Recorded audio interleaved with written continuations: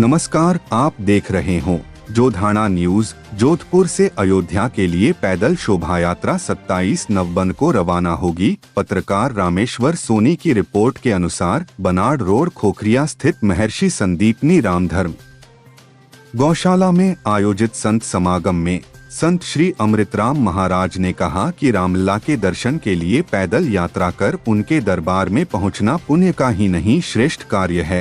वही संत श्री रामप्रसाद महाराज ने कहा कि पुण्य कर्म के साथ धार्मिक यात्रा के आयोजन करना श्रेष्ठ कार्य है।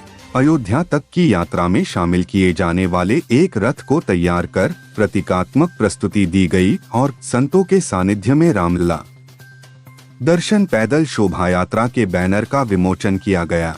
कार्यक्रम में माधोदास महाराज, जगदीश महाराज, कुकुलगिरी महाराज सहित अनेक भक्तगण उपस्थित रहे। संतों ने बताया कि रामलला दर्शन पैदल यात्रा में छोटे और बड़े वाहन शामिल होंगे।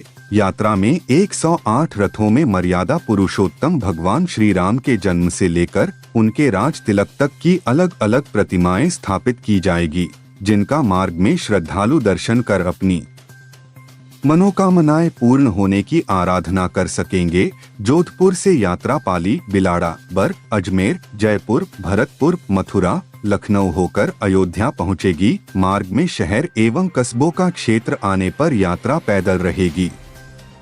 इसके बाद में शहर से बाहर निकलने पर वाहनों का उपयोग बीच बीच में किया जाएगा।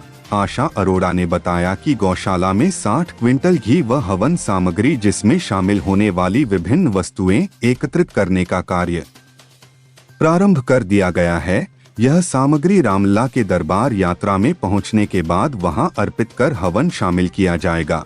पेश है जोधपुर संवाददाता रामेश्वर सोनी की खास रिपोर्ट। ओम श्री श्री महर्षि संदीपनी रामधर्म गौशाला बनाड़ जोधपुर से अयोध्या रामलला दर्शन वास्ते ये पदयात्रा जाएगी, जिसमें 108 रथ होंगे, 216 बैल होंगे और हर घर से एक एक मुट्ठी हवन सामग्री ली जाएगी। और इस गौशाला के प्रांगण के अंदर जो 350 गाय रहती हैं, उन 350 गायों से जो थोड़ा थोड़ा कभी कभी जो गाय बीती है बच्चे को जन्म देती हैं, उससे जो दूध एकत्रित किया है और थोड़ा थोड़ा करके मैंने 6 कुंटल घी इकट्ठा किया है।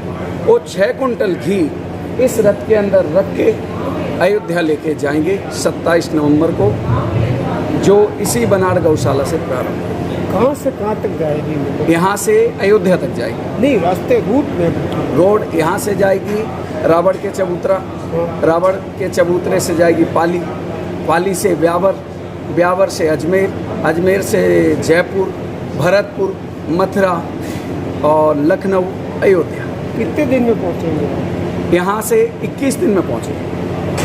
तो श्री राम मंदिर का शिलान्यास समारोह से पहले ही चले? पहले, क्योंकि वहाँ पर जो कार्यकर्ता हैं, वहाँ के संचालन करता है, उनसे मैंने जब अनुमति ली वहाँ पर आने की और घी के ले जाने के लिए, तो उन्होंने कहा कि आप यदि जनवरी में आते हैं तो बिल्कुल ना आएँ, क्योंकि असुविधा होगी, अव्यवस्था होगी और आप इतने सारे बैलों को कैसे ले आ पाओगे। तो मैंने कहा कि आपकी जैसी आज्ञा होगी वैसा ही करूँगा, मगर मेरी इच्छा है कि मैं जनवरी से पहले वापस जाना चाहता हूँ, जिससे भगवान के कार्य में किसी भी प्रकार का विघ्न ना आए।